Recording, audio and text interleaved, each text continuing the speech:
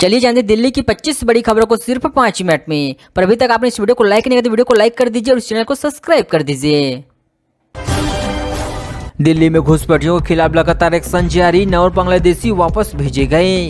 दिल्ली को राज्यपाल की ओर से दिए गए निर्देश के अवैध बांग्लादेशियों के खिलाफ दिल्ली पुलिस की कार्रवाई लगातार जारी है। पुलिस ने ऐसी और 9 बांग्लादेशियों को पकड़कर उन्हें वापस उनके देश भेज दिया गया है। छत्तीसगढ़ में सुरक्षा बलों पर बड़ा नक्सली हमला, धमाके में 9 शहीद हुए, 5 को ढेर कर लौट रहे थे। छत्तीसगढ़ के नक्सल प्रभावित क्षेत्र बीजापुर जवानों से भरी गाड़ी को नक्सलियों ने निशाना बना दिया है। बीजापुर के कुटरू मार्ग के बेदरे नक्सलियों की घटना को अंजाम दिया है। रमेश बिधूड़ी के बयान पर रोने लगी अतिशी, कहा मेरे बुजुर्ग पिता को दी है गाली। अतिशी ने कहा कि रमेश बिधूड़ी 10 साल तक सांसद रही हैं। मेरे बुजुर्ग पिता को गालियां देकर वोट मांगने के बजाय काम पर वोट मांगने लगे हैं। रमेश बिधूड़ी के आपत्तिजनक बयान पर भावुक हुई श्रीमती पीसी के बीच में निकले आंसू। दिल्ली विधानसभा चुनाव 2025 नजदीक आते ही सियासी पारा अपने चरम पर पहुंच चुका है। नेताओं द्वारा जुबानी और विवादित बयानों का दौर लगातार जारी है। चुनाव आयोग और राजनीतिक दलों की ओर से चुनाव की तैयारियां पूरे जोरों शोरों से चलने लगी है।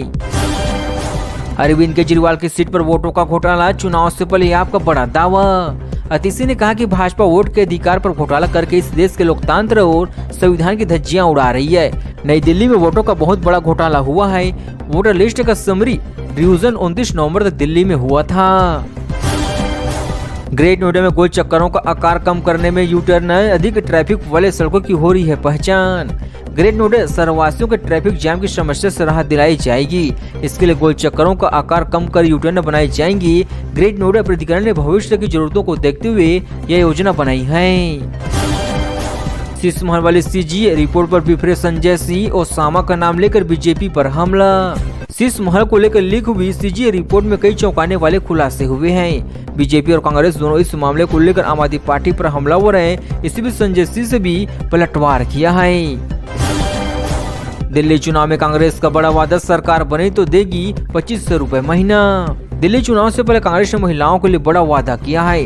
कांग्रेस ने वादा किया कि दिल्ली में उनकी सरकार बनने पर महिलाओं के खाते में 2500 रुपए महीना दिए जाएंगी।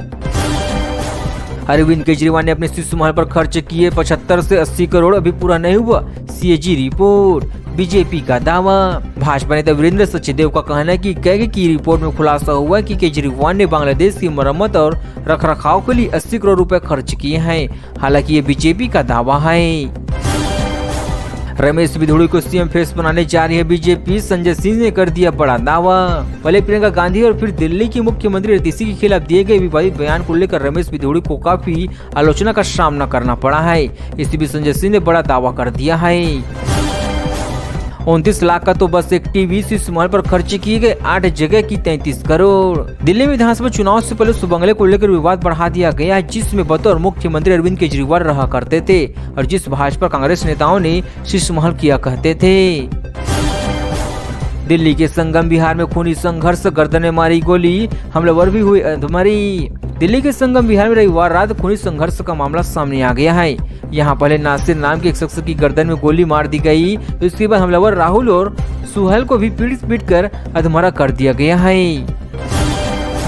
केजरीवाल दिल्ली के सबसे बड़े घोटाले के एक्टर, डायरेक्टर और प्रोड्यूसर कांग्रेस के अभिषेक दत्त। दिल्ली की कस्तूरबा नगर विधानसभा सीट से कांग्रेस उम्मीदवार अभिषेक दत्त ने सोमवार को कहा कि अरविंद केजरीवाल दिल्ली के सबसे बड़े घोटाले के एक्टर है, डायरेक्टर है और प्रोड्यूसर है। शीश महल विवाद पर भी बात की और कहा कि यह भ्रष्टाचार का पूरा मामला है।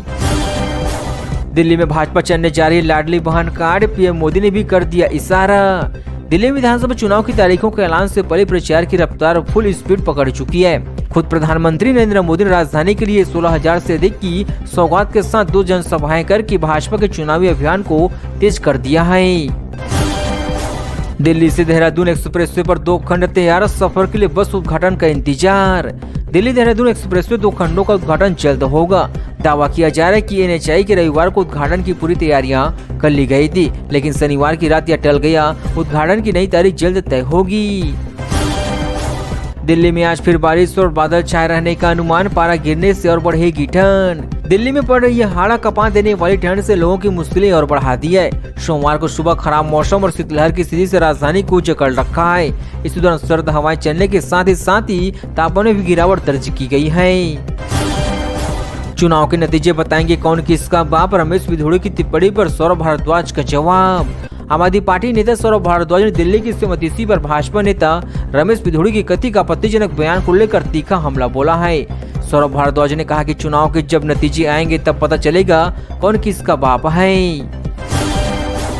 विकास मार्ग पर अब नहीं लगेगा जाम, दिल्ली ट्रैफिक पुलिस और पीडब्ल्यूडी कर रही है हकाम। दिल्ली में विकास मार्ग पर रोजाना जाम का सामना करने वाले वाहन चालकों को जल्द ही बड़ी राहत मिलने वाली है। दिल्ली ट्रैफिक पुलिस ने लगभग 2.8 किलोमीटर लंबी सड़क पर मौजूदा 6 सिग्नल को खत्म करने की दिशा में पीडब्ल्यूडी के साथ मिलकर काम करेगी।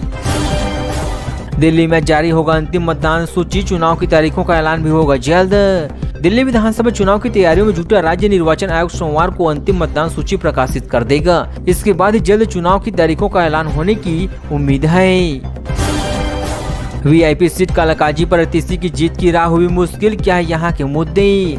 कालाकाजी विधानसभा सीट पर इस बार मुख्यमंत्री टीसी ने मुकाबले के लिए भाजपा और कांग्रेस में भी प्रमुख चेहरे मैदान में उतार दिए हैं।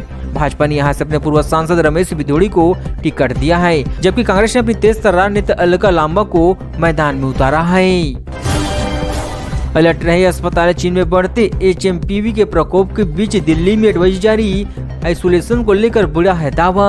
अधिकारियों ने ह्यूमन मेटान्यूमो वायरस और अन्य श्वसन वायरस से निपटने के लिए जरूरी तैयारियों को लेकर एडवाइजरी जारी कर दी गई है और अस्पतालों को अलर्ट रहने के लिए कहा गया है।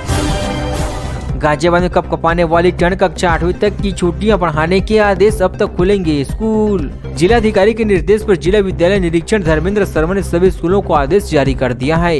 इससे पहले 30 दिसंबर को आदेश जारी कर 8वीं तक के स्कूलों को 5 जनवरी तक छुट्टी घोषित कर दी गई थी।